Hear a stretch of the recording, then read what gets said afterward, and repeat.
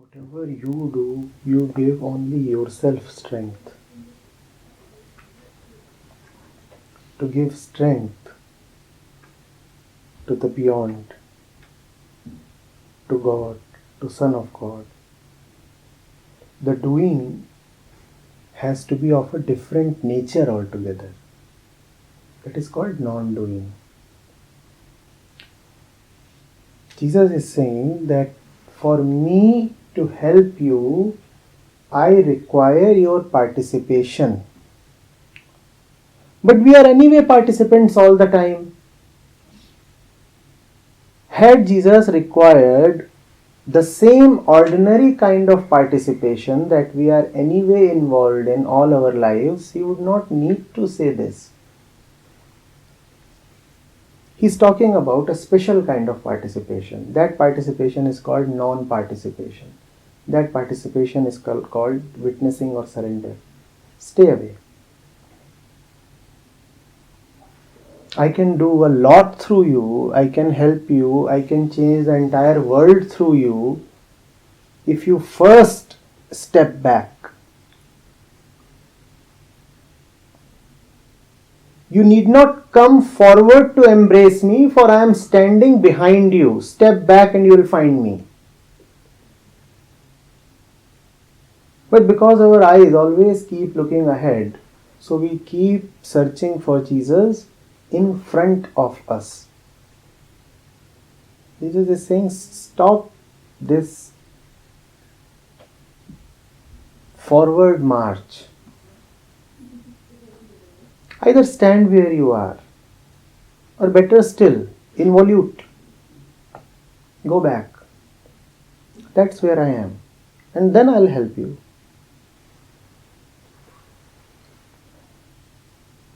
That is the only way you can give grace strength. By not trying to give it strength in your own ways. Because our ways have, remember, anyway been functional since very, very long. Carrying them forward would hardly help.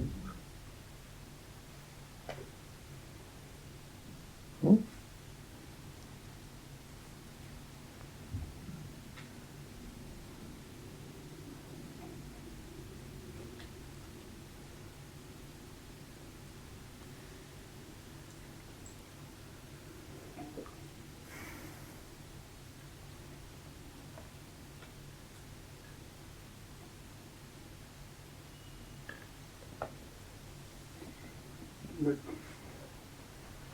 as you just said that involution would be a better way to support. But choice to involute, as in right now if I have heard from you that involution is the way to strengthen, then it also becomes a method. And method solidifies the ones who are using the method. So, can we even talk about being blank? Or Have you ever felt sleepy? yes.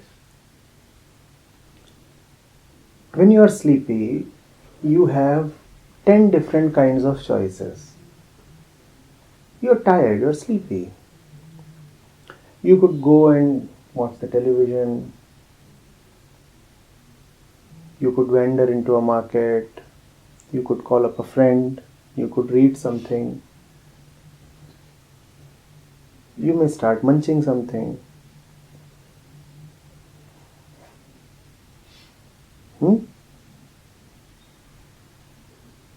Or you may just let the sleep take over. And sleep taking control of you would be the end of all your choices.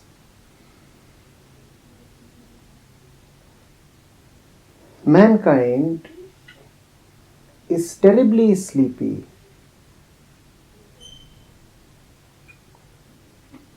pitiably tired.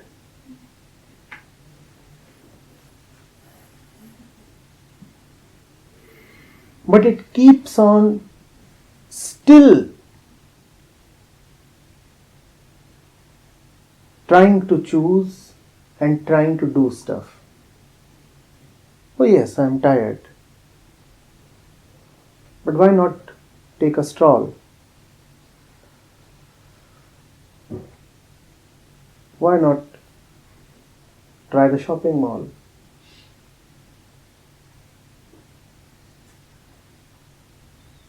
Why not try some exotic pleasure? These are choices. These are choices that you force yourself into even when your basic nature, relaxation, is not only beckoning but actively striving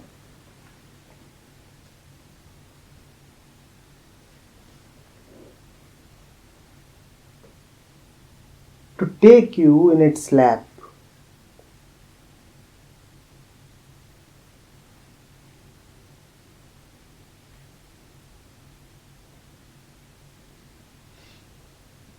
Sleeping, relaxing is not another choice. It is the happening that has always and already happened. It is the happening that is at the beginning of all happening, and hence it is the happening that is always waiting to manifest itself because it is the only thing that there is, and hence it is the happening that you can never run away from. You are inexorably destined to fall asleep. If you do not allow yourself to sleep on the bed and you rush off to the shopping mall, one day you will fall asleep while shopping. It's a matter of time. It's a matter of how long do you want to torture yourself.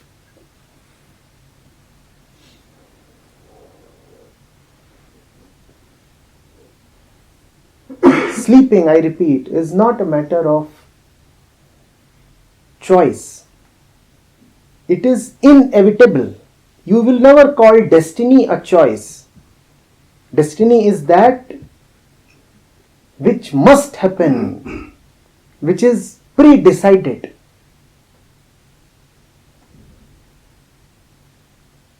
It will happen because it has already happened.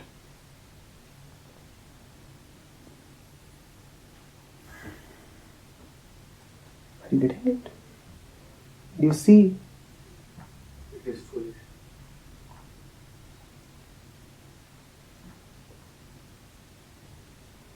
When you go to the shopping mall, you may find that this choice has not worked, so you may want other choices. One particular choice just leads you into more and more choices. But once you have fallen asleep, that is the end of all choosing. The choices are gone. The one making the choices too is gone. What is left then to choose?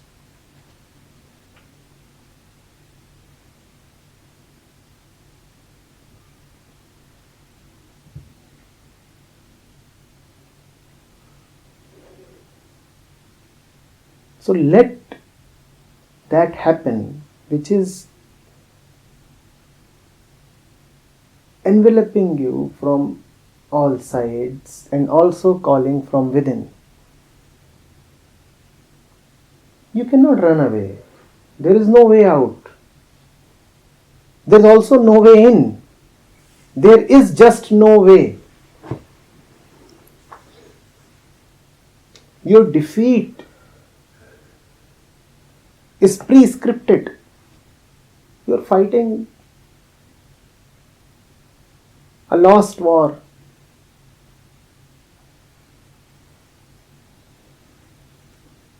You are waging a battle that never actually started.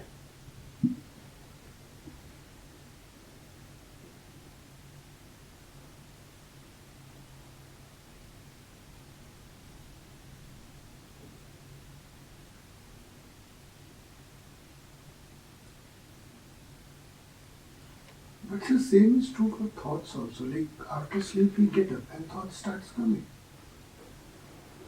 Stay with the symbolism. We are not talking of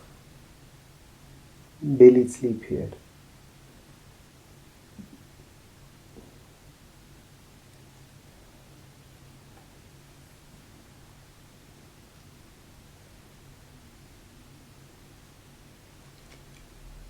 Aren't you tired? Really?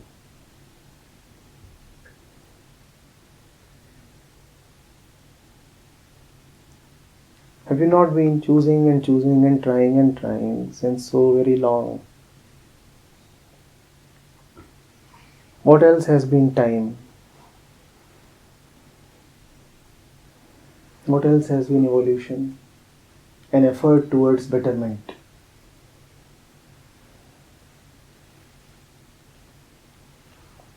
The tide of these millions of years has been rolling on. But has the desire to change abated?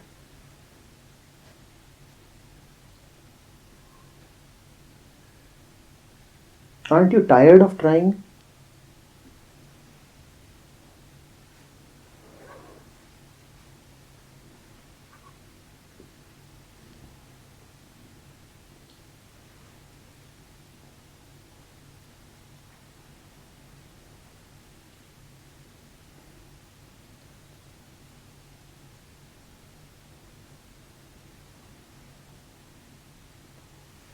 Either relax right now,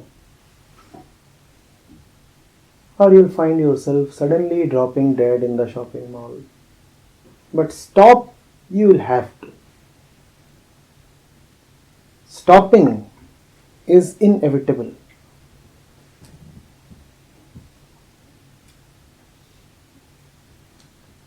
Your fuel tank is limited.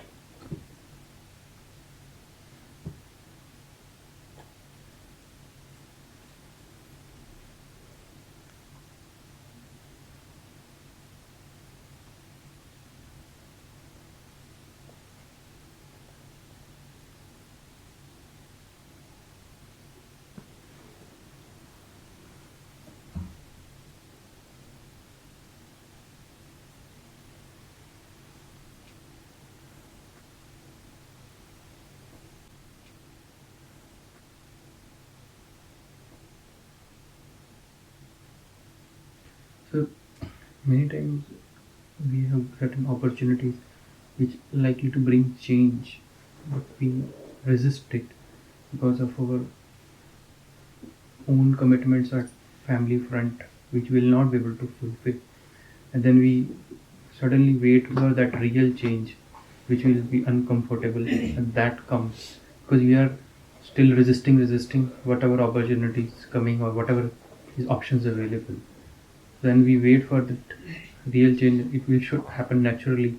It will be uncomfortable and will actually bring to that position or which will be actually ideal for you, for a person. So what we should we change in that situation, like accept that such opportunity. Not being an actor does not mean the end of action.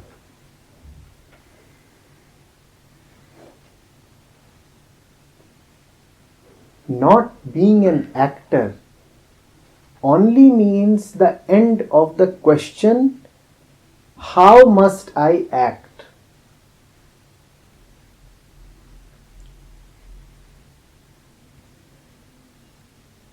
Or I'll repeat. Not being an actor does not mean the end of action. Action will continue from some other center.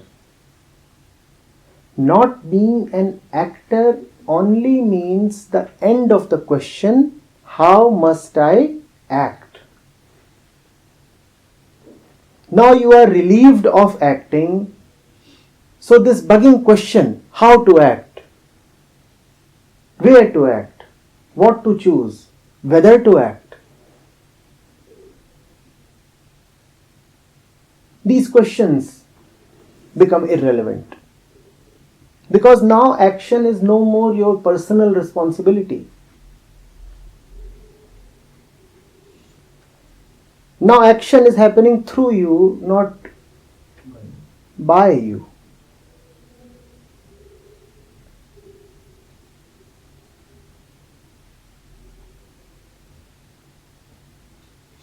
So you are relieved of deciding about the action. Matters become instantly clear. Decision time is not needed. And if time is not needed, then the whole process of decision making, weighing the alternatives, setting criteria, coming to a judgment, It becomes spontaneous. yes. All those things are now useless. Those long hours spent pondering, those tedious consultations with specialists,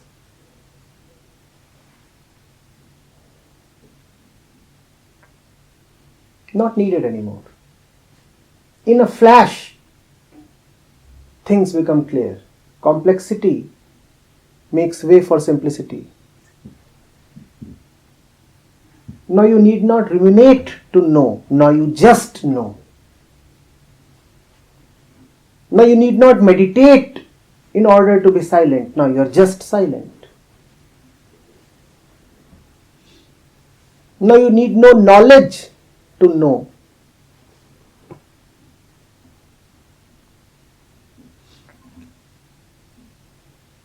Now you need no motive to act. Now you need no justification to act. You just act. To others probably now you cannot explain why you are acting. Sometimes to even yourself you will be unable to explain why you are acting in this way when you are acting from the right center. But how does it matter? Explanations anyway never suffice. Without explaining, without justifications, you would know that this is just right.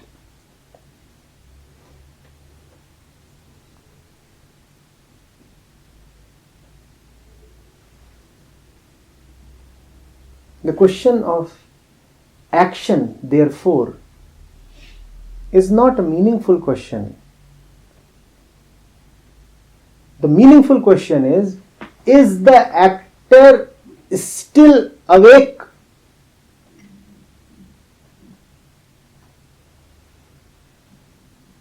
Why has the actor not yet gone to sleep? Why is he still worried? Why is he still alarmed? It's past midnight, but he is still anxious that the house might be raided. So he is unable to sleep. He has no faith.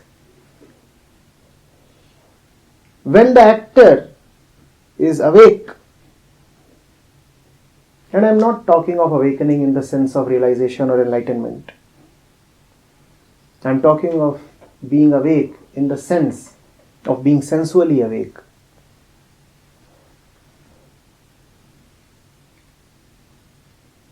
When the actor is awake, then he will be burdened with all the action.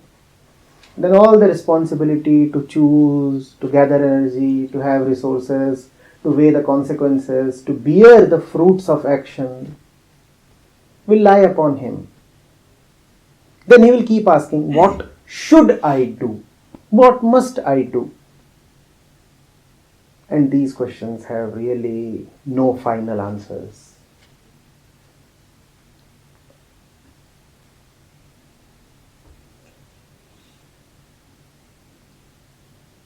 Be right. Live rightly. Give up this unnecessary responsibility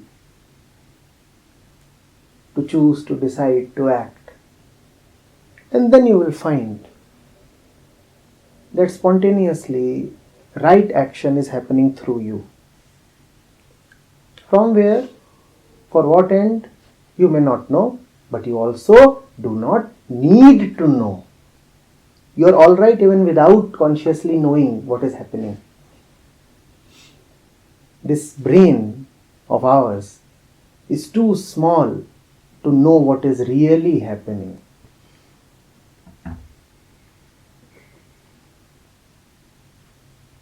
Yes, live rightly, and then the right action will just happen. You will not need to choose.